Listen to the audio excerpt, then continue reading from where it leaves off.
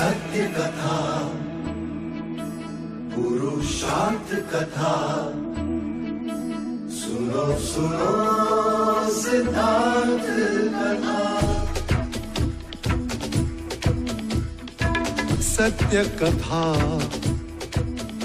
पुरुषार्थ कथा, सुनो सुनो सिद्धार्थ कथा। चढ़ते सूरज सा तेजवान वो कीर्तिमान, हुंकार भरे जब कूच करे, थर थर कांपे आसमान।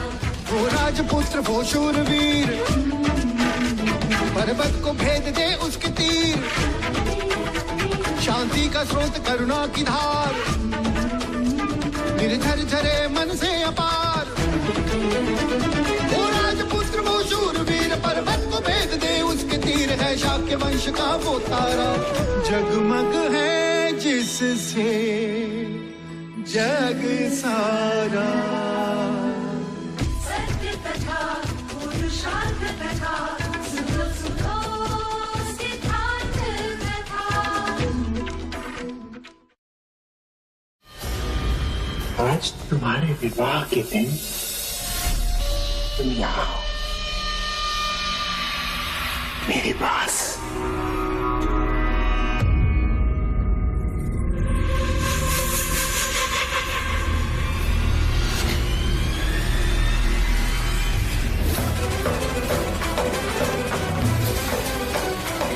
स्मरण है कुमार देवता, उस दिन रंग भवन में मैंने भी विनती की, हाथ जोड़े गिड़गिड़ाई,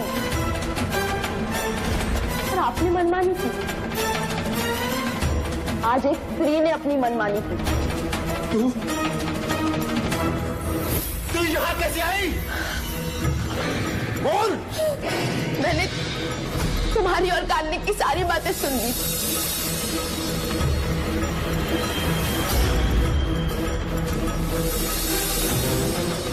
और मैंने ये निर्णय कर लिया, चाहे कुछ भी क्यों ना हो, मैं राजकुमारी यशोधरा की रक्षा करूंगी। अरे राजकुमारी जी, अच्छा आप हमें यही मिल गई। देखिए ना, युवराज कब से चौसर खेल रहे दूसरे कुमारों के साथ। युवराज यहाँ है? पर मुझे तो मैं तो ये संदेश देने आई थी कि हल्दी लगाने के बाद आपको महल के बाहर जाना मना है। क्या सोच रही हैं आप? कुछ नहीं। अरे राजकुमारी जी, आपके चुनर पे तो मेहंदी लग गई, आपको ये बदलनी होगी। चलिए मेरे साथ। मैं उनके साथ उनके कमरे में गई और उनकी चुनर मैंने ओढ़ ली। हालात से तुम्हारे सैनिक मुझे राजकुमारी समझकर यहाँ ले आए। तुझे पता नहीं, तुझे पता नहीं है तूने क्या किया है? पता है, जिस मनुष्य ने औरतों को सम्मान दिया है, उसने एक छोटा सा काम किया है।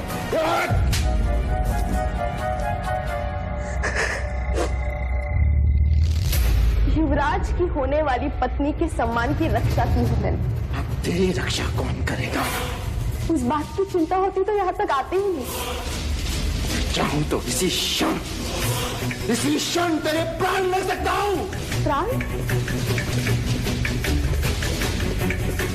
वो तो उसी दिन खो दिए, उस दिन गनिका कहलाई। खेल तो तुमने बहुत अच्छा रचाया था कुमार, पर भाग्य के पास से पलटते देर नहीं लगती। भाग्य के पास से पलटते भी देर नहीं लगती जी। तुम यशोधरा को कभी हासिल नहीं कर पाओगे।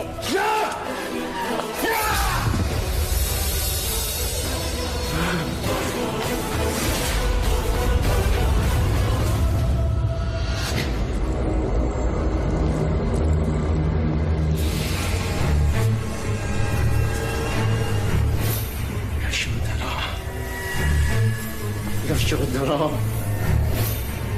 यशोधरा!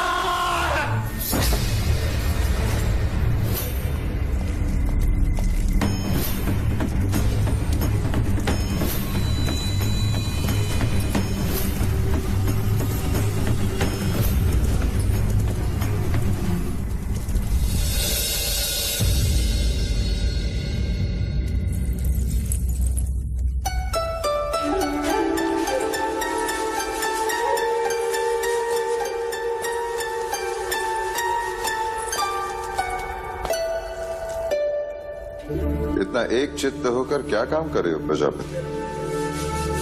मैं ये देख रही हूँ कि ये आभूषण सिद्धार्थ के वस्त्र के अनुरूप है भी या नहीं।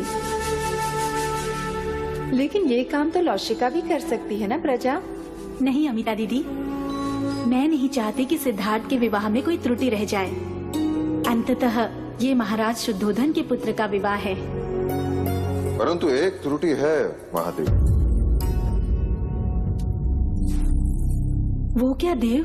मैंने भारतवर्ष के सारे राजा महाराजाओं को विवाह का निमंत्रण भेज दिया है, परंतु एक राजा रह गया।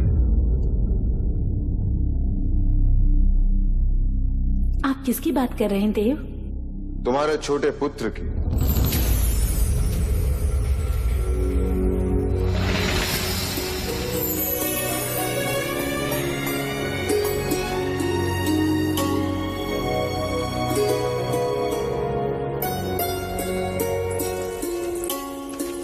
प्रजा, सिद्धार्थ के पालन पोषण में तुम इस तरह डूब गई कि तुम भूल गई कि तुम्हारा भी अपना कोई पुत्र है। किसी ने ताना क्या मार दिया कि सौतेले पुत्र का ध्यान कैसे रखोगी? तो अपने संतान की बलि चढ़ाती। दूसरा पुत्र हुआ तो उसे आंखों से दूर करती, ये कहकर कि जब तक सिद्धार्थ बड़ा नहीं हो जाता तब तक मैं उसे वापस नहीं बुलाऊंगी। मैंने माया दीदी को वचन दिया था कि मैं सिद्धार्थ का ध्यान लेकिन अब सिद्धार्थ बड़ा हो गया है प्रजा। वो भी बड़ा हो गया होगा। सिद्धार्थ का ध्यान अब गोपा रखेगी और तुम भी अपने पुत्र को बड़ा होते हुए देखना।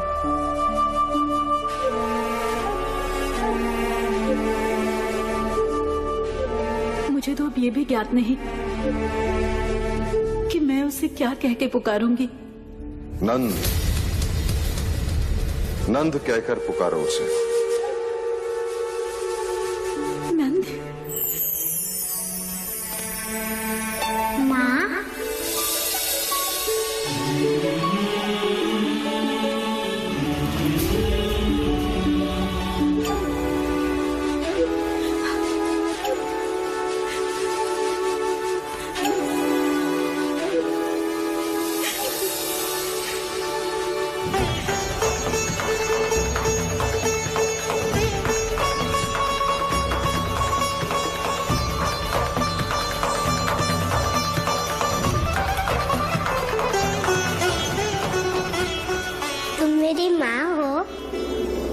बांसुरी बजाती हो?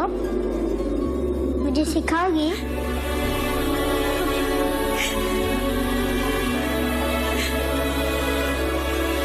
भैया, कहते हैं कि एक स्त्री दूसरी स्त्री का बखान होते नहीं सह सकती, पर आज जगत की सारी स्त्रियां इस स्त्री के सामने नतमस्तक हैं।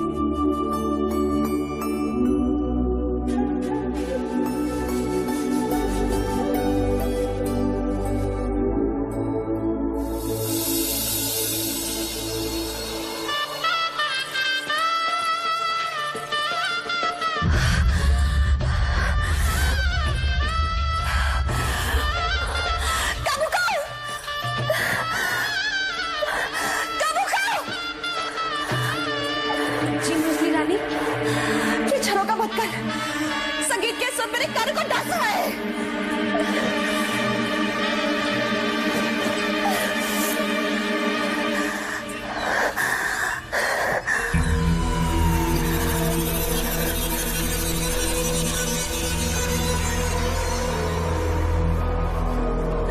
कुमार देवता नया लौट आए?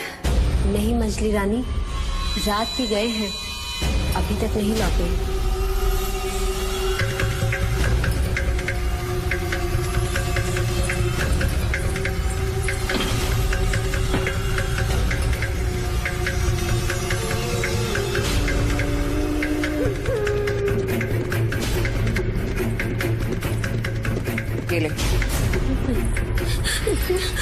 ले ये।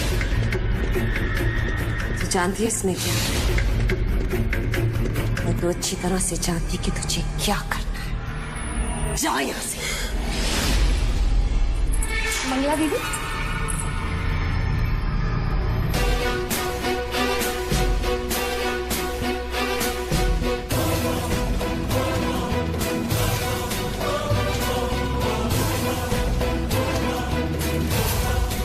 दीदी आप अब तक तैयार नहीं हुई? वहाँ महादेवी कब से आपके बारे में पूछ रही हैं। और आपके वस्त्र। कामुका जी, मैं तो कब से कह रही हूँ, परंतु मंजली रानी है कि कुछ मेरी ठिठोली कर रही है। कुमार देवदत्त का विवाह हो रहा है जो मैं श्रृंगार करूं? नहीं जाना मुझे किसी भी विवाह। जा यहाँ से।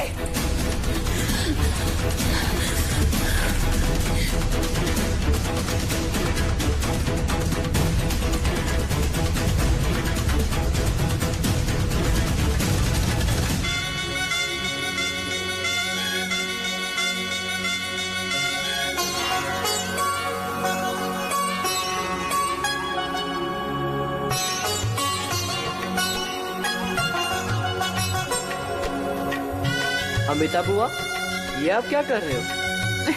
तुम्हारे भैया की नजर उतार रही हूँ छोटे राजा। मेरी जवाई को किसी की नजर ना लगे। अरे बुआ, यशोधरा की तो नजर लगी है, इसलिए तो युवराज आपके जवाई बने।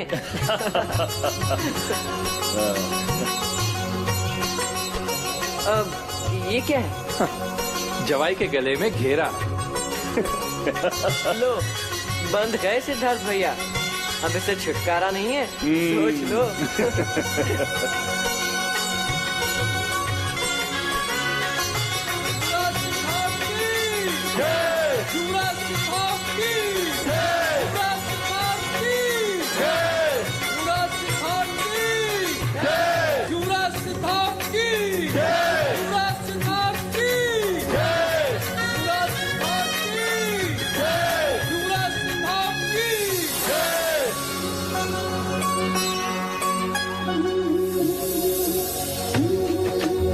वाह, देखो तो कितना गहरा रंग आया है। अर्थात युवराज सिद्धार्थ का प्रेम भी उतना ही गहरा होगा। अरे तुम लोग मेहंदी के रंग को छोड़ो, युवराज सिद्धार्थ मंडप में आ चुके हैं। जल्दी करो, युवराज मंडप में आ गए हैं और माँ भी बुलाने आई रही होगी। देखो तो कितनी जल्दी है राजकुमारी जी को मंडप में बैठने की।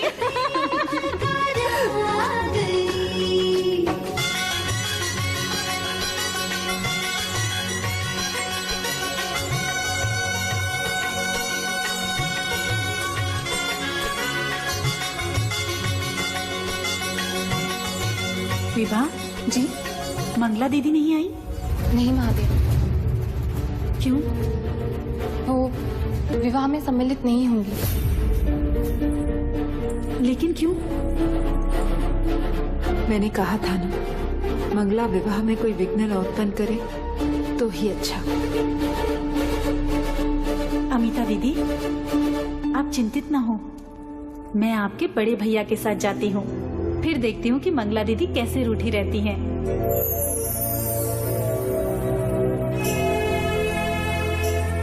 देव,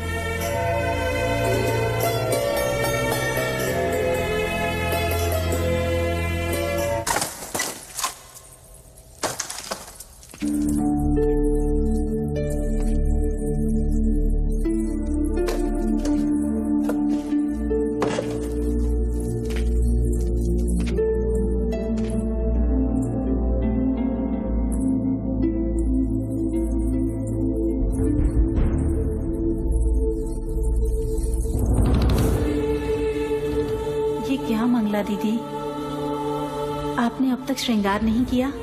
सिद्धार्थ कब से मंडप में पहुंच गया है। चलिए उठिए, देवदत्त भी न जाने कहाँ चला गया। उठिए मंगला दीदी। नहीं महादेवी। क्या हुआ मंगला? मैं पुनः अपनी जग हसाई नहीं करवाना चाहती महाराज। जग हसाई अर्थात? वर्षों पहले वर्ष में आकर मैंने सबसे कह दिया था कि मेरा ब्याह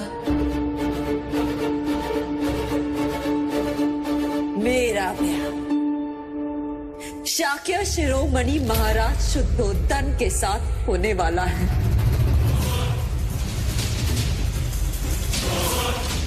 परंतु मेरी जगह साई हुई। यदि आज मैं विवाह में आई तो लोग मुझ पर हंसेंगे नहीं, कहेंगे मंगला को तो कोई लाज लज्जा है ही नहीं। बड़ी बड़ी बातें कर रही थी। मेरे पुत्र देवदत्त का विवाह यशोधरा के साथ होगा, परंतु उसका विवाह तो आज सिद्धार्थ के साथ हो रहा है।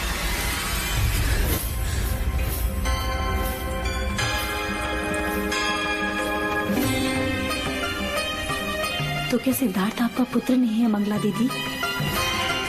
यदि आप विवाह में नहीं आई तो क्या कहेगी कपिलवस्तु की प्रजा? क्या कहेंगे लोग कि राज परिवार में इतना कलह क्लेश? वही कलह क्लेश कोई ना देखे, इसीलिए तो युवराज को समझाया था। एक कन्या के लिए दो भाइयों में इतना संघर्ष क्यों? परंतु आपने भी उन्हें नहीं रोका, उलट स्वयंवर के लिए उन्हें प्रोत्साहित किया।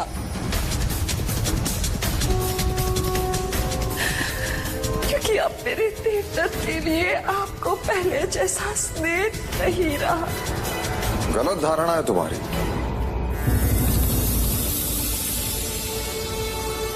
मेरे लिए आज भी देवदत्त और सिद्धार्थ में कोई अंतर नहीं।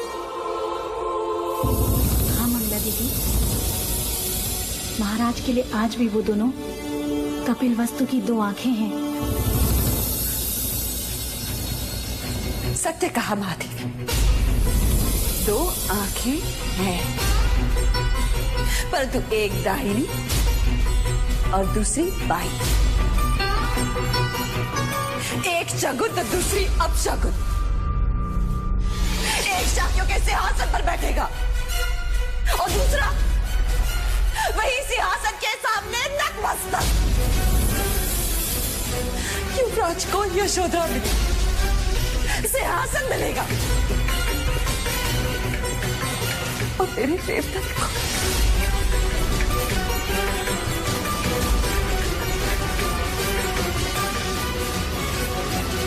मैंने निश्चय किया था कि जब सिद्धार्थ का राज्याभिषेक होगा तब देवदत्त के नाम पर भी उत्तर का प्रदेश कर दिया जाएगा, ताकि दोनों कुमार अपने अपने शाक्य सीमाओं का विस्तार कर सकें और शाक्य संघ में हमारा वर्चस्व ऐसा ही बना रहे।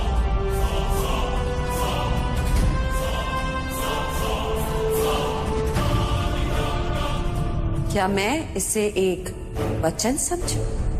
क्या आपको महाराज के वचन पर संदेह है?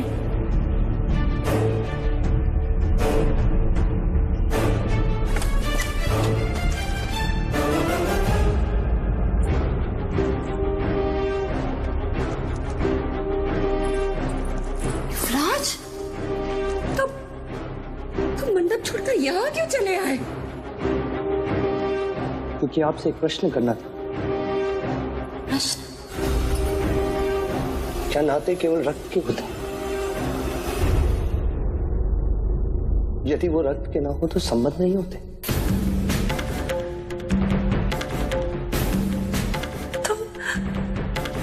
तुम ऐसा क्यों पूछ रहे हो? मैं आपकी गोद में खेला हूं, ज्येष्ठ के पीछे पीछे दौड़ा, काकाश्री से बहुत कुछ सीखा है मैंने। काकी ने माना कि ज्येष्ठ और आप मुझसे और गोपा से क्रोधित हैं, क्योंकि आपके मना करने पर भी मैंने स्वयंवर में भाग लिया। किंतु मैं ऐसा नहीं करता तो हम तीनों के प्राण पीड़ा से तड़पते, क्योंकि गोपा मुझसे प्रेम करती। मैं आपसे हाथ जोड़कर विनती करता हूं, आप हमेशा हमारे साथ रहें। आपका आशीर्वाद मेरे लिए उतना ही मूल्यवान है जितना ज्येष्ठ के लिए। अरे उठो सिद्धार्थ, ये क्या कर रहे हो? इस महल में सबको क्या हो रहा है? अरे लोग तो राय का पहाड़ बना देते हैं। मैं तो बस तुम्हारे ज्येष्ठ की चिंता में थी, इसलिए श्रृंगार करना भूल गई। अन्यथा तुम्हारा विवाह हो और तुम्हारी काकी मां ना आए, ऐसा हो सकता है? महादेवी कुछ समझाइए ना इसे। आप जाइए, मैं शीघ्र ही आती।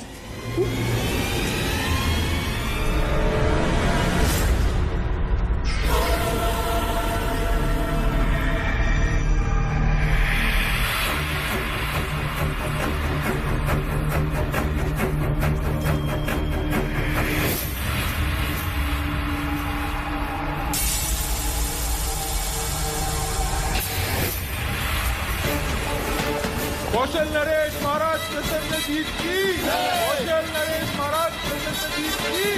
कौशल नरेश महाराज प्रसन्न जीत की। कौशल नरेश महाराज प्रसन्न जीत की।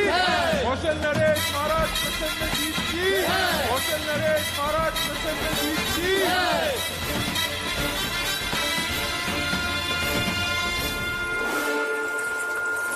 पधारिए, पधारिए महाराज प्रसन्नजीत। शाक्यों के कपिल वस्तु में आपका स्वागत।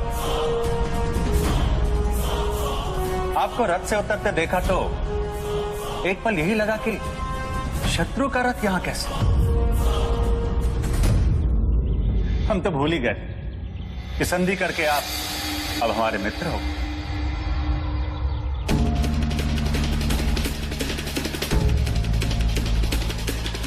हम मित्र के साथ मित्र हैं, शत्रु के साथ शत्रु,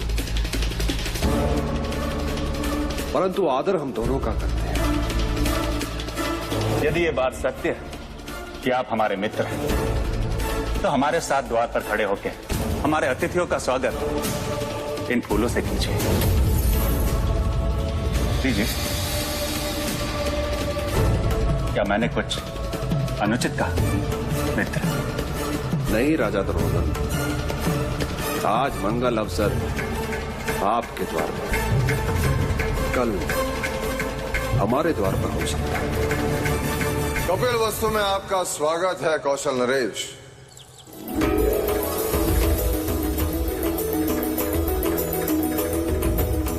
कौशल नरेश, राजा प्रसन्नजीत, आपका आना हमारी मित्रता के लिए अत्यंत शुभ संकेत है। पहले हम मनुष्यता के शुभ संकेत से तो मिलने। कहाँ है युवराज सिद्धार्थ? आइए महाराज, आइए। कौशल नरेश महाराज प्रसन्न जीत की। कौशल नरेश महाराज प्रसन्न जीत की। कौशल नरेश महाराज प्रसन्न जीत की। कौशल नरेश महाराज प्रसन्न जीत की। कौशल नरेश महाराज प्रसन्न जीत की। कौशल नरेश महाराज प्रसन्न जीत की। आपकी उपस्थिति ने कौशल और शाक्यों की मित्रता पर मोहर लगा दी महाराजा प्रसन्नजीत। स्वागत है आपका।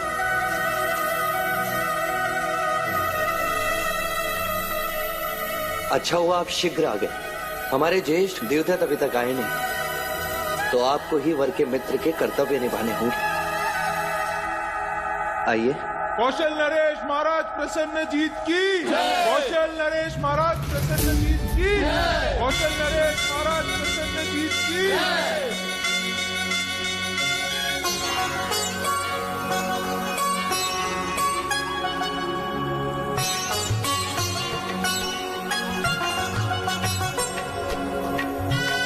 कन्या को बुलाइए।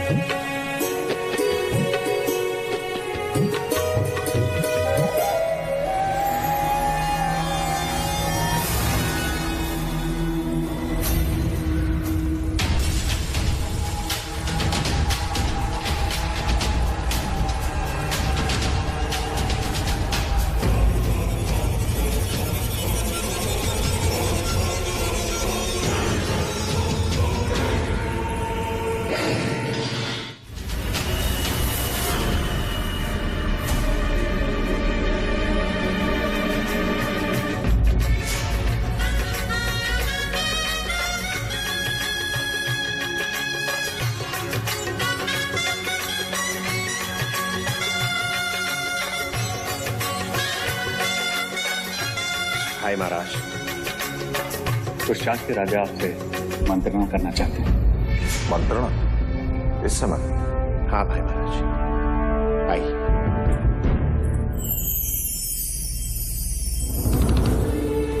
क्या शाक्य राजाओं के मान सम्मान में कोई त्रुटि रह गई जो? महाराज शुद्धोधन, आपने पुनः मनमानी की है। मनमानी? शाक्यों के शत्रु प्रसन्नजीत को अपने विवाह में किससे आमंत्रित किया? परंतु वो शत्रु के रूप में नहीं, मित्र के रूप में आया है। परंतु कौशल नरेश के साथ मित्रता है शत्रुता? इसका निर्णय तो शाक्य संघ की बैठक के पश्चात होना है। फिर आपने प्रसन्नजीत को विवाह में आमंत्रित कैसे किया? युवराज सिद्धार्थ ने हमसे अधिक सम्मान प्रसन्नजीत को दिया। हाँ, उसको अधिक सम्मान देकर हमें अपमानित किया है। अपमानित किया है, आपने अपमानित किया है। आप मेरा विश्वास करें, मेरा हर प्रयास शाक्यों के हित में होता है, ना कि उनके विरोध में। क्षमा करें महाराज, हमें आपका ये प्रयास दिखाई नहीं देता। नहीं दिखाई देता। आपको प्रसन्नजीत की मित्रता मुबारक। अब हम और यहाँ नहीं ठहर सकते। हमारे गुरु कहते थे कि भोजपत्र पर यदि राजनीति लिखा, उसे उल्टा कर देखो तो कूटनीति नजर आती। आपने शाक्य राजा की राजनीति देखी है, कूटनीति नहीं। हमने उसे विवाह का आमंत्रण दिया, परंतु उस आमंत्रण को स्वीकार कर लाचार होकर प्रसन्नजीत को कपिलवस्तु आना पड़ा। ये नहीं देखा। अश्वमेध की इच्छा रखने वाला नरेश कैसे सबसे आंख मिलाएगा, ये नहीं देखा। आपने हमारा दिया हुआ सम्मान देखा, परंतु होने वाला अपमान नहीं देखा।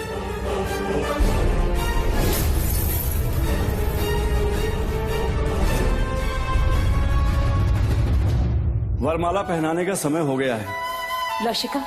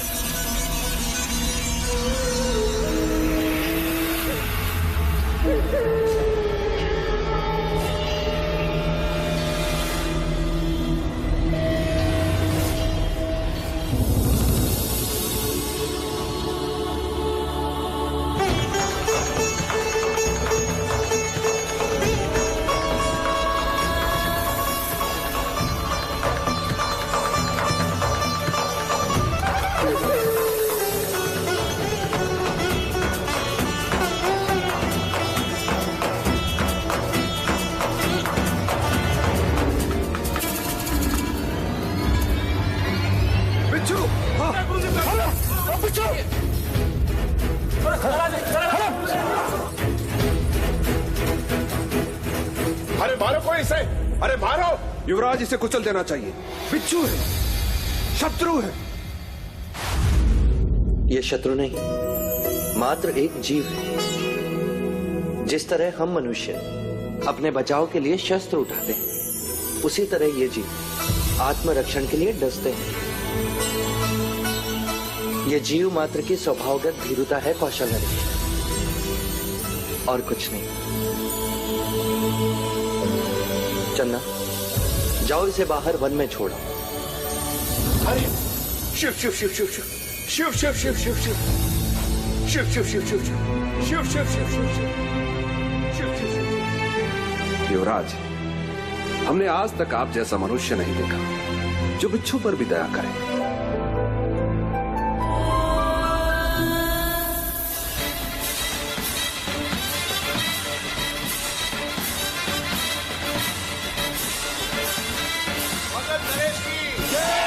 मगध नरेश की जय, मगध नरेश की जय। भाई महाराज, मगध नरेश महाराज बिंबिसार आ चुके हैं। चलो। मगध नरेश की जय, मगध नरेश की जय, मगध नरेश की जय, मगध नरेश की जय, मगध नरेश की जय, मगध नरेश की जय, मगध नरेश की जय, मगध नरेश की जय। हमारा आमंत्रण स्वीकार कर यहाँ उपस्थित होना हमारे लिए अभिमान की बात है। मगध नरेश, उपस्थित तो होना ही था। पराक्रमी राजाओं की संगत किसे अच्छी नहीं लगती, और आप तो केवल पराक्रमी ही नहीं, हमारे पड़ोसी भी हैं। आपने जिस प्रकार अति महत्वाकांक्षी कौशल नरेश को पाठ पढ़ाया है वो प्रशंसनीय है। आपका स्वागत है।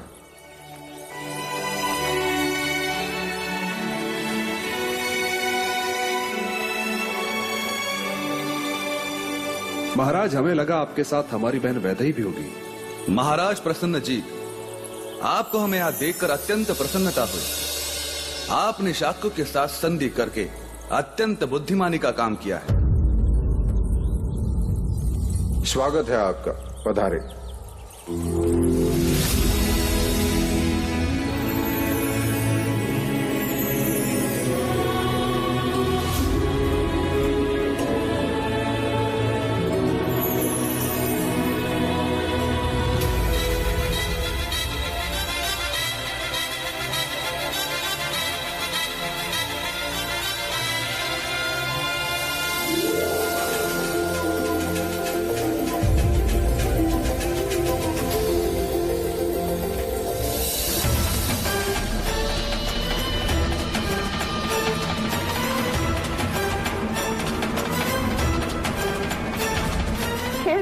बहुत अच्छा रचाया था कुमार।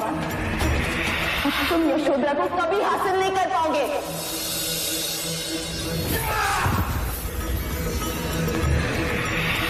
भाग्य के पास से पलटते हुए देर नहीं लगती ज्येष्ठ।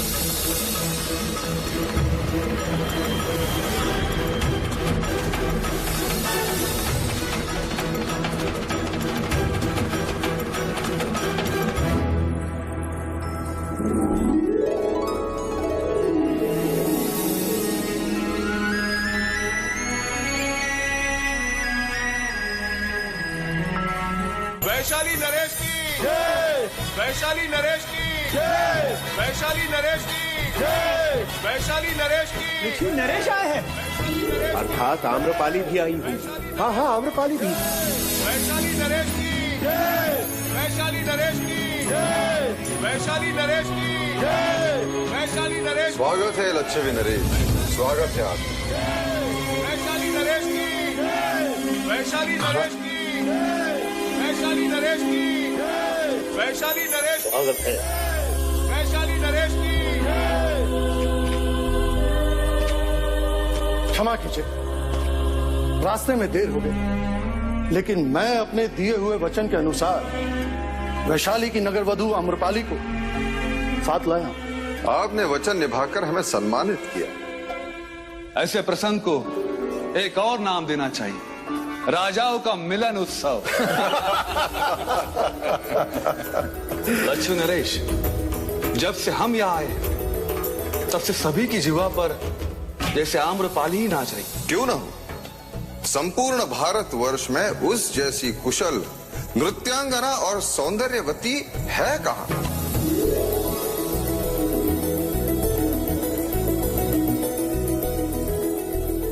महाराज बिंबिसार, हमारे वैशाली में तो उसकी प्रशंसा में कहते हैं कि उसके रूप के आगे राजा अपना मुकुट, ब्राह्मण अपना शास्त्र, सैनिक अपनी तलवार और एक गृहस्थ अपना जीवन तक दांव पे लगा देता है।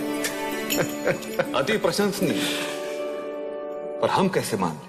वो आम्रपाली है, वैशाली की नगर वधू।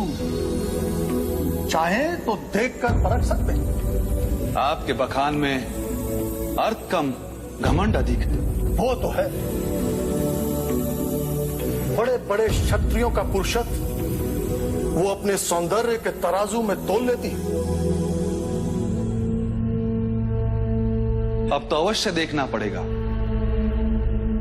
किसका पल्ला भारी।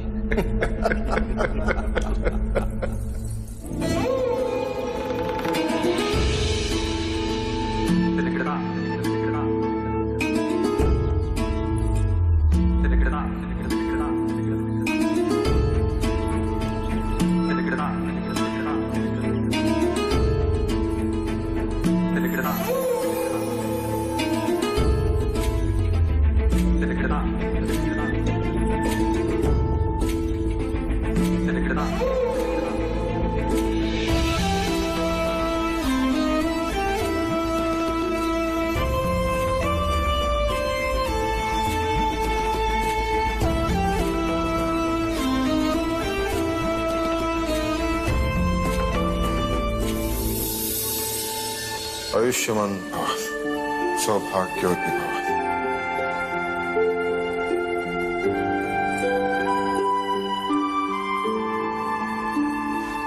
सदा सुखी रहो।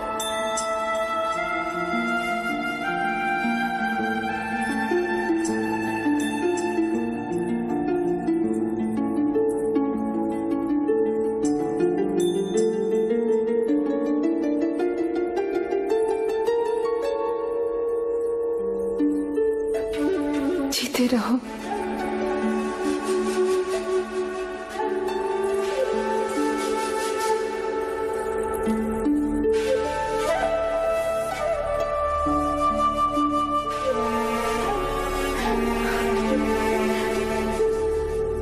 प्रजा, आज से तुम यशोधरा की मां हो। इससे किसी भी तरह की मर्यादा भंग हो जाए तो क्षमा करना। समझना कि मेरे पालन पोषण में कोई क्षति रह गई। नहीं अमिता दीदी,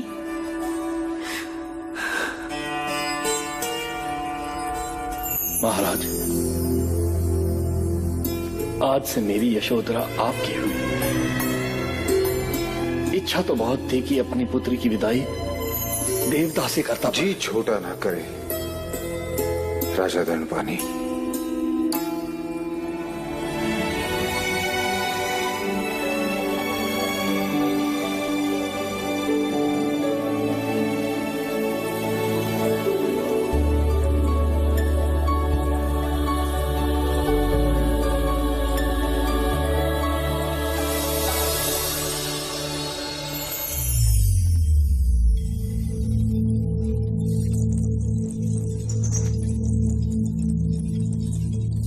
देवी, मगध नरेश बिंबिसार आपसे भेंट करना चाहते हैं।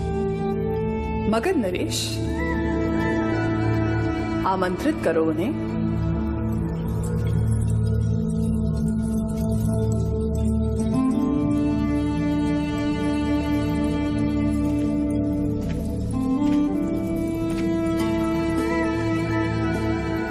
मगध नरेश का स्वागत है। कहिए महाराज, आपका हमसे क्या काम? तुम पहली नगर वधू हो जो मगध नरेश बिंबिसार के स्वागत के लिए खड़ी नहीं हुई। क्या करे महाराज, विवश हूं। घुंघरू जो बांध रही हूं अधूरा नहीं छोड़ सकती। कला के भी कुछ नियम हैं। विराजिए। वाह, इतने वर्षों के पश्चात सौंदर्य और चातुर्य का योग एक साथ देखा। मैंने तुम्हारी इतनी प्रशंसा सुनी कि मैं स्वयं को रोक ना सका।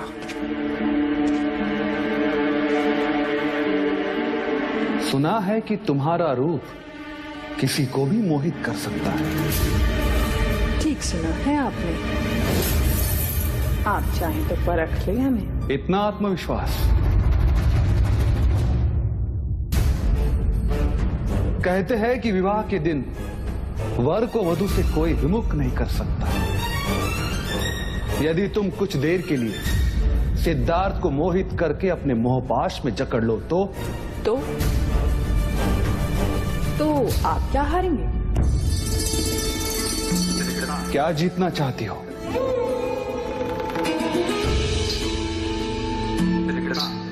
अवसर तो ऐसा है कि चाहूं तो मगध मांग लूं,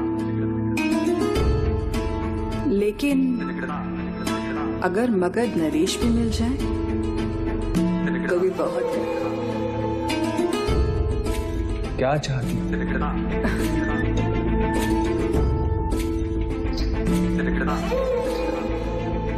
यदि आप हार गए तो ये बंधे हुए घुंघरू आप खोलेंगे? और यदि तुम हार गई तो मगध प्रदेश में मेरा एक भवन होगा केवल आपके लिए। अर्थात दोनों ही सूरत में मैं ही जीता आम्रपाली। कैसे? यदि मैं हार गया तो घुंघरू खोलते समय तुम्हारे चरण स्पर्श करने का अवसर प्राप्त होगा, और मैं जीता तो तुम्हारे चरण मगध में होंगे। सत्य कथा, पुरुषार्थ कथा, सुनो सुनो सिद्धार्थ कथा।